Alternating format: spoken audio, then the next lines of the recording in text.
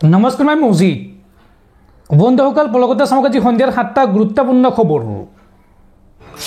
প্ৰথমটো খবৰ মন্ত্ৰী জয়ন্ত মল্ল বৰুৱাই গুৱাহাটীত নিৰ্মাণ কৰিছে পত্নীৰ নামত 3 তাৰকাযুক্ত বিশাল হোটেল লগতে অসমৰ ভিন্ন প্ৰান্তত বিঘাই বিঘাই মাটি ক্ৰয় কৰিছে মন্ত্ৰী জয়ন্ত মল্ল বৰুৱাই সংবাদমেল পাতি মন্ত্ৰী জয়ন্ত মল্ল বৰুৱাৰ সম্পত্তিৰ তালিকা প্ৰকাশ কৰিলে বিধায়ক অখিল গগৈয়ে মন্ত্ৰী জয়ন্ত মল্ল বৰুৱাৰ সম্পত্তিৰ নতুন তথ্য ফাদিল বিধায়ক অখিল গগৈৰ পত্নী জুলি ডেকা বৰুৱাৰ নামত 3 তাৰকাযুক্ত হোটেল নিৰ্মাণ কৰিছে মন্ত্ৰীগৰাকীয়ে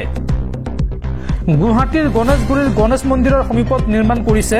কৈলাশ ৰেচিডেন্সি আৰু নিৰ্মাণৰত হোটেলখনৰ ফটোসহ তথ্য সংবাদমেলত প্ৰকাশ কৰিলে বিধায়ক অখিল গগৈয়ে আৰু এই হোটেলখনৰ বাবে মন্ত্ৰীগৰাকীয়ে ৰাজসাহায্য বিচাৰিব বুলিও সংবাদমেলত উল্লেখ কৰে শিৱসাগৰৰ বিধায়কগৰাকীয়ে পত্নীৰ কোম্পানীৰ নামত ৰঙিয়াত মন্ত্ৰীগৰাকীয়ে একেদিনাই 39 বিঘা 3 কোঠা 16 লাচা মাটি ক্ৰয়ৰ তথ্য শুকুৰবাৰে ভাদিল কৰিছিল অখিল গগৈয়ে আৰু লগতে তেজপুৰত মন্ত্ৰীৰ পত্নীৰ কোম্পানী JMB একুৱা এগ্ৰো প্ৰাইভেট লিমিটেডৰ নামত মাটি ক্ৰয়ৰ তথ্য ফাদিল কৰিছিল বা ফাদিল হৈছিল আৰু তাৰ পিছতে এইবাৰ গুৱাহাটীত নিৰ্মাণৰত এখন 3 ষ্টাৰ অৰ্থাৎ 3 তাৰকাযুক্ত হোটেলৰ তথ্য ফাদিল কৰিছে বিধায়ক অখিল গগৈয়ে অখিল গগৈৰ প্ৰশ্ন ইমান টকা তেওঁ ক'ত পাইছে অসমৰ বিভিন্ন প্ৰান্তত বিঘাই বিঘাই মাটি ক্ৰয় কৰিছে আৰু হোটেল নিৰ্মাণ কৰিছে কেইবা কোটি টকীয়া মাটিত কেইবা কোটি টকাৰ হোটেল নিৰ্মাণ কৰিছে এই টকাবোৰৰ উৎস কি আয়ৰ উৎস কি মন্ত্ৰী জয়ন্ত মল্ল বৰুৱাৰ পৰৱৰ্তী খবৰ আচাৰ্য পংকজ পাঠকৰ চুলি গজোৱা চিকিৎসাক লৈ এইবাৰ প্ৰতিক্ৰিয়া প্ৰকাশ কৰিছে মুখ্যমন্ত্ৰী হিমন্ত বিশ্ব শৰ্মাই এই সন্দৰ্ভত কয় যে পংকজ পাঠকৰ চিকিৎসাত যদি চুলি গজে তেন্তে পংকজ পাঠকে নোবেল বঁটা পাব লাগে এই চিকিৎসাত সঁচাকৈ যদি চুলি গজে তেন্তে ময়ো ল'ম মুখ্যমন্ত্ৰী ডক্টৰ হিমন্ত বিশ্ব শৰ্মাৰ এই গুৰুত্বপূৰ্ণ মন্তব্য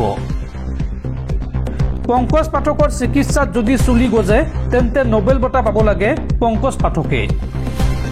সঁচাকৈ যদি চুলি গজে তেন্তে ময়ো ল'ম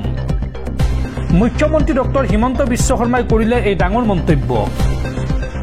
সঁচাই যদি চুলি গজে তেন্তে অসমৰ বাবে এয়া এক কৃতিত্ব চুলি গজিলে মন্ত্ৰীসকলে ল'ব পংকজ পাঠকৰ দৰৱ পংকজ পাঠকৰ চিকিৎসাত যদি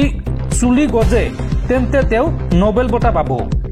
উল্লেখযোগ্য যে বিগত কেইবাদিনৰ পৰা অসমৰ বিভিন্ন জিলাত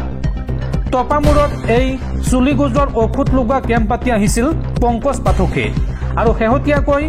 ৰাজ্যৰ ভিন্ন প্ৰান্তত বিতৰ্কত সোমাই পৰিছিল পংকজ পাঠক আৰু তাৰ পিছতে মুখ্যমন্ত্ৰী এই সন্দৰ্ভত কৈছে যদি সঁচাকৈয়ে পংকজ পাঠকৰ চিকিৎসাত চুলি গজে তেন্তে তেওঁ নোবেল বঁটা পাব আৰু মুখ্যমন্ত্ৰী নিজেও এই ঔষধ লগাব সংবাদমেলত আজি এই মন্তব্য কৰিছে মুখ্যমন্ত্ৰী হিমন্ত বিশ্ব শৰ্মাই পৰৱৰ্তী খবৰ গোমাংস ৰপ্তানিত বিশ্বৰ ভিতৰতে 2 নম্বৰ স্থানত ভাৰত আমেৰিকা অষ্ট্ৰেলিয়াক পিছ পেলাই বিশ্বৰ দ্বিতীয় স্থান দখল ভাৰতৰ 2024 চনত গোমাংস ৰপ্তানি কৰি $3.8 বিলিয়ন উপাৰ্জন কৰিছে ভাৰতে ষ্টেটিষ্টা নামৰ ৱেবছাইটত প্ৰকাশ পাইছে এই তথ্য দৰ্শকসকল আৰু বহুতো গুৰুত্বপূৰ্ণ খবৰ আছে তাৰ আগতে আপোনাক জনাও যে যদি আপুনি এতিয়ালৈকে এইটো ভিডিঅ'ত লাইক কৰা নাই তেন্তে এতিয়াই ভিডিঅ'টোত লাইক কৰি দিয়ক আৰু এনে ধৰণৰ ভিডিঅ'সমূহ নিতৌ চাবলৈ চেনেলটো সাবস্ক্ৰাইব কৰি কাষত থকা বেল আইকনটো প্ৰেছ কৰি ৰাখক পৰৱৰ্তী খবৰ অসমত খিলঞ্জীয়াক উচ্ছেদ কৰাক লৈ মন্ত্ৰী ৰণোজ পেগুৰ ডাঙৰ ঘোষণা মন্ত্ৰী ৰণোজ পেগুৱে কয় যে 1 বিঘা মাটি যদি খিলঞ্জীয়াই হেৰুৱাইছে তেন্তে ঘূৰাই পাব 8 বিঘা মাটি মিছন বসুন্ধৰাত খিলঞ্জীয়া উচ্ছেদিত আবেদন কৰিলে ঘূৰাই পাব মাটি এই ঘোষণা কৰিছে মন্ত্ৰী ৰণোজ পেগুৱে 1 বিঘা মাটি যদি কোনো খিলঞ্জীয়াই হেৰুৱাইছে তেন্তে ঘূৰাই পাব 8 বিঘা মাটি মিছন বসুন্ধৰাত খিলঞ্জীয়া উচ্ছেদিতই আবেদন কৰিলে ঘূৰাই পাব ভূমি চৰকাৰে উচ্ছেদিত খিলঞ্জীয়াক কোনো অন্য স্থানত ভূমি আবণ্টন দিব ভূমিহীন খিলঞ্জীয়াক নীতি নিয়মৰ মাজেৰে মিছন বসুন্ধৰাই সামৰি ল'ব লখিমপুৰত খিলঞ্জীয়াক উচ্ছেদ কৰাক লৈ মন্ত্ৰী ৰণোজ পেগুৰ এই ডাঙৰ মন্তব্য লখিমপুৰৰ সেই মাটিখিনি কাকো আবণ্টন দিয়া নাই সংৰক্ষিত ভূমি সেইখিনি বেদখলকৃত ভূমিত চৰকাৰে ন্যায়সংগতভাৱে উচ্ছেদ চলাইছে আৰু বেদখলমুক্ত কৰিবলৈ যাওঁতে খিলঞ্জীয়া মানুহো উচ্ছেদিত হৈছে 200ৰো অধিক পৰিয়ালৰ ভিতৰত 19টা খিলঞ্জীয়া পৰিয়াল আছিল আৰু 1 বিঘা মাটি যদি খিলঞ্জীয়াই হেৰুৱাইছে তেন্তে ঘূৰাই পাব 8 বিঘা মাটি এই মন্তব্য কৰিছে মন্ত্ৰী ৰণোজ পেগুৱে পৰৱৰ্তী খবৰ মধ্যপ্ৰাচ্যৰ যুদ্ধক লৈ আন এক ডাঙৰ খবৰ নিৰ্দয়ী ইজৰাইলে পুনৰ লজ্জানত কৰিলে বিশ্ববাসীক খাদ্য নিয়া 613 গৰাকী পেলেষ্টাইনী নাগৰিকক গুলীয়াই হত্যা কৰিলে ইজৰাইলী সৈন্যই নিৰ্দয়ী ইজৰাইলে পুনৰ লজ্জানত কৰিলে বিশ্বক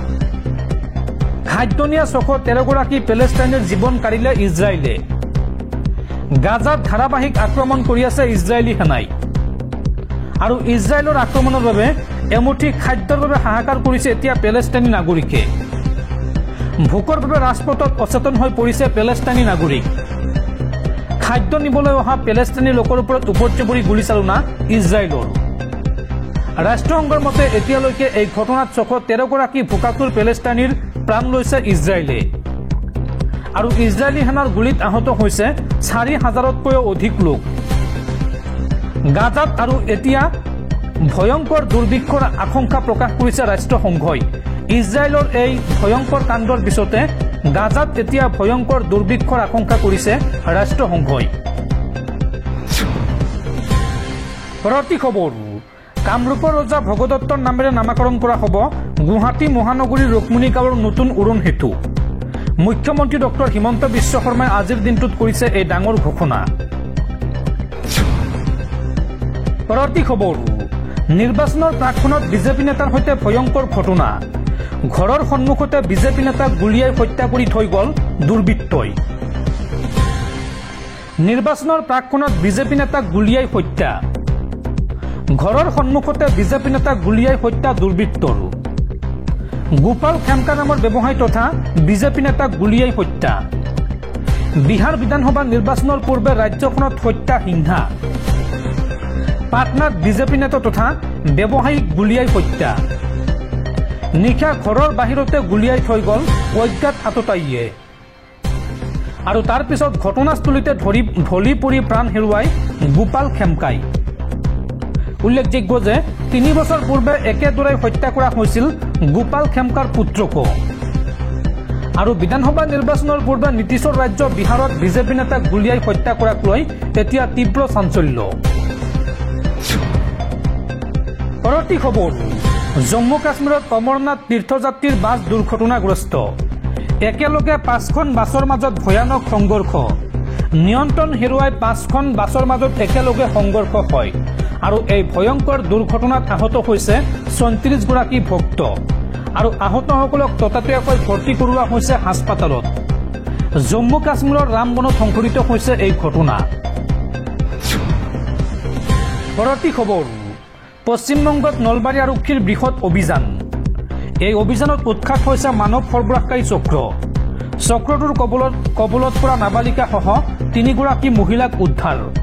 উদ্ধাৰ হোৱা নাবালিকাসহ মহিলা কেইগৰাকী নলবাৰী ডিমাপুৰ আৰু বিহাৰৰ ঘটনা সন্দৰ্ভত নলবাৰী সদৰ থানাত 219/25 নম্বৰত ৰুজু হৈছে এটা গোচৰ আৰু এই গোচৰৰ ভিত্তিত বংগ আৰক্ষীৰ সহযোগত পাঞ্চিপাৰাত নলবাৰী আৰক্ষীয়ে চলাইছিল অভিযান আৰু এই অভিযান কালত মানৱ সৰবৰাহকাৰী চক্ৰৰ পৰা নাবালিকাসহ 3 গৰাকী মহিলাক উদ্ধাৰ কৰিছে নলবাৰী আৰক্ষীয়ে